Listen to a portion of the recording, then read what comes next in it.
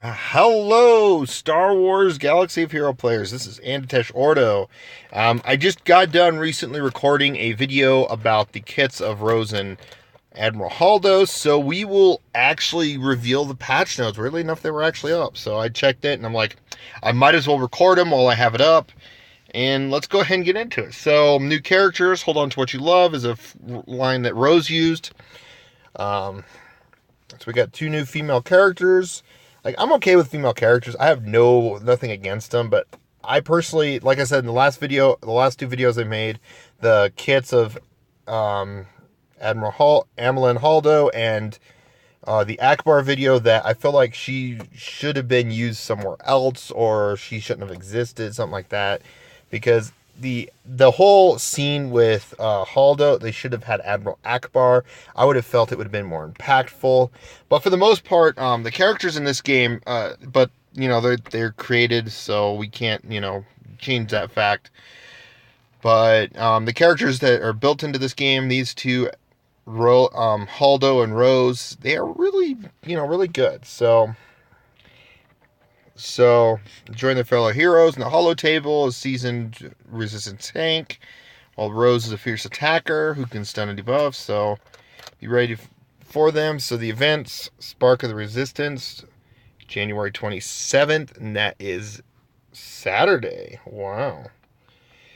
They're going to be both on Saturday, so that is great.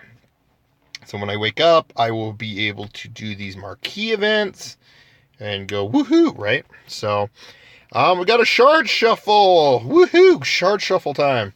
Starting today, following characters be made and available in shipments going forward. So you can get them in these shipments with crystals. So it's Wicket, Talzin, Zombie, and Spirit. Which Night Sister Spirit's not even making any impact at all. It's kind of sad because it seemed like it would, but the combo with Zombie and Acolyte, or Zombie and Talia, they're really good. Talia being the cleanser of the team, which they should have thrown on Daka. But so after listening to the feedback and collector, it's clear that our efforts to make the distribution of these faction-defining characters by having them farmable exclusive behind current events has caused confusion on how marquee characters are released. In the future, we will be working harder to preserve the integrity of the character release cadence by ensuring the characters released via marquee event cycle through game in a more standardized fashion within clearly defined periods of time. Characters released via territory battles, legendary events, heroes' journeys, and other occasions will continue to have a more unique and challenging farming schedule. Okay, so we may actually get marquee events for Mother Talzin, or more ways to farm Mother Talzin, because a lot of people are having a hard time farming her. I'm still working on some Night Sisters so that I can get them, excuse me, get it to where I can actually farm Mother Talzin, because 7th starring her would be awesome. Making an appearance is the Kylo Ren Unmasked and TIE Silencer. So hurry into the fray. So they appeared on the holo table. So Guild Store. They are both. So Cantina 3F for Kylo and his TIE Silencer is now farmable. So we can start farming TIE Silencer. And I heard that's a good ship for target lock characters or target lock teams. So that's good. And the Guild Store is where Special Forces TIE Pilot and TIE Fighter are. I'm surprised they're not added to the Fleet Store. There could be some more slots in the Fleet Store added, but that'll probably happen later on down the road, maybe. Who knows what they're going to do. I just hope they continue to improve their shipments areas. Packs and bundles. So we're going to get some packs of the two new characters. So I'm just going to skim through this a little bit. Characters. Baze Unload no longer deals bonus damage when to characters with special buffs. Royal Guard health up buff from Imperial Phalanx will now expire correctly. Whoa, it doesn't expire correctly before? Wow. Master Protection will no longer trigger the confirm escape attempt panel in the Rancor raid. Okay. Capital ship upgrade to 7 stars will now award the achievement without needing to restart the application. So yeah, there was some bugs with that.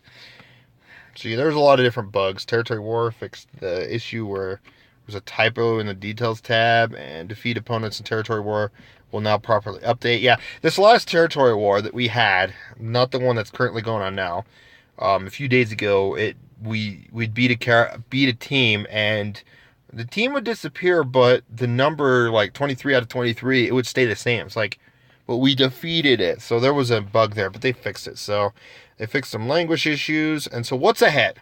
This is the exciting part of this this video. The dark side is the Force.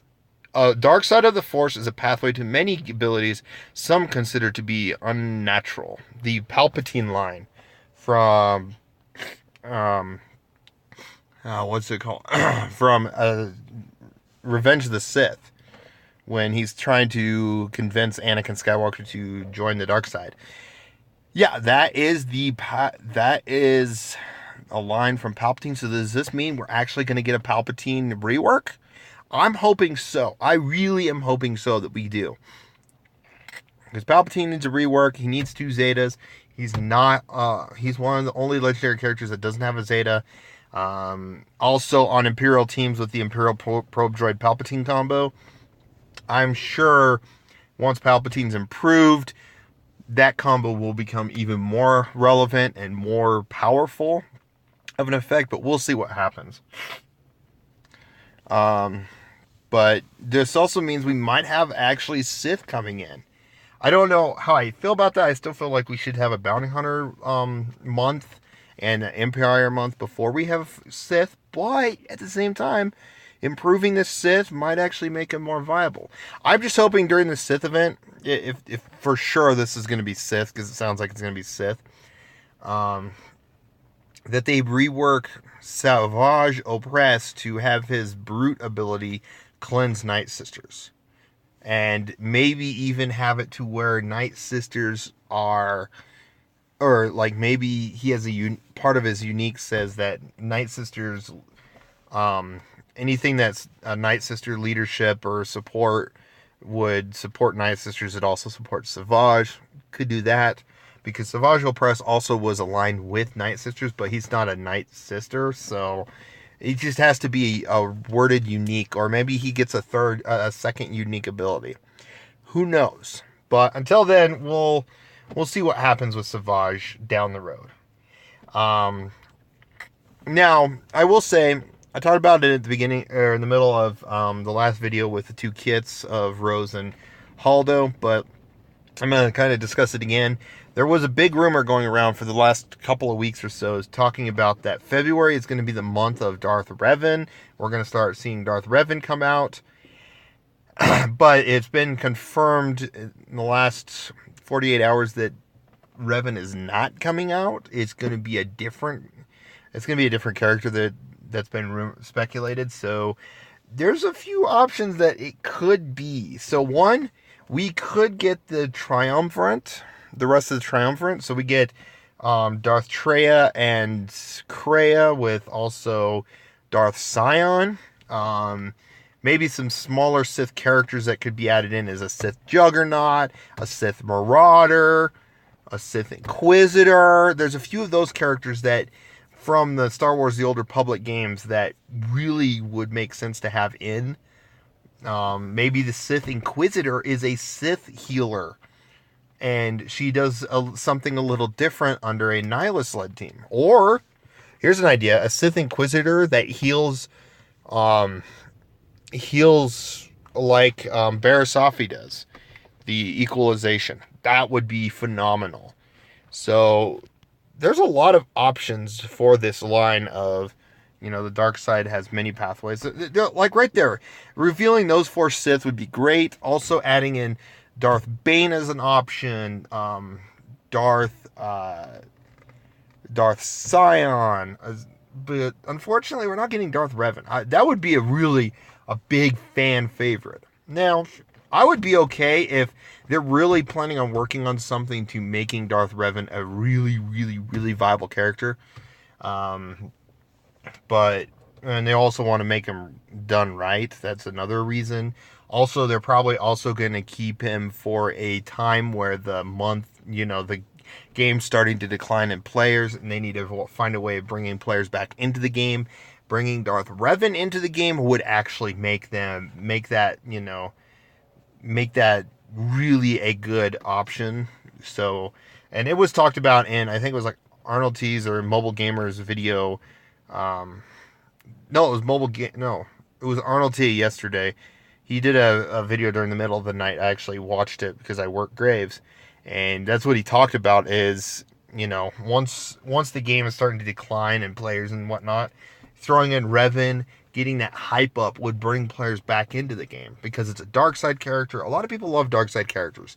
Now, me personally, in real life, I would choose light side path, but for fun games, I think the dark side is a really fun side to be on because you get to do some things that you normally can't do in real life.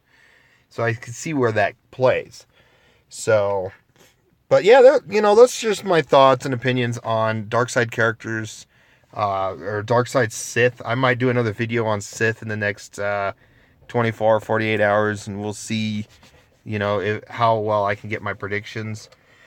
Because we need some love and for the dark side, and bringing out 8 to 10, new dark side characters for the next few months would be a brilliant idea. I mean, brilliant. So let's hope to look forward to that. So yeah, again, thanks for watching. Please like, comment, subscribe. Let me know what you guys think about the dark side coming up in February.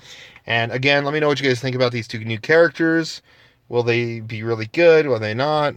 And again, thanks for watching. I really appreciate you guys watching, and have a wonderful day.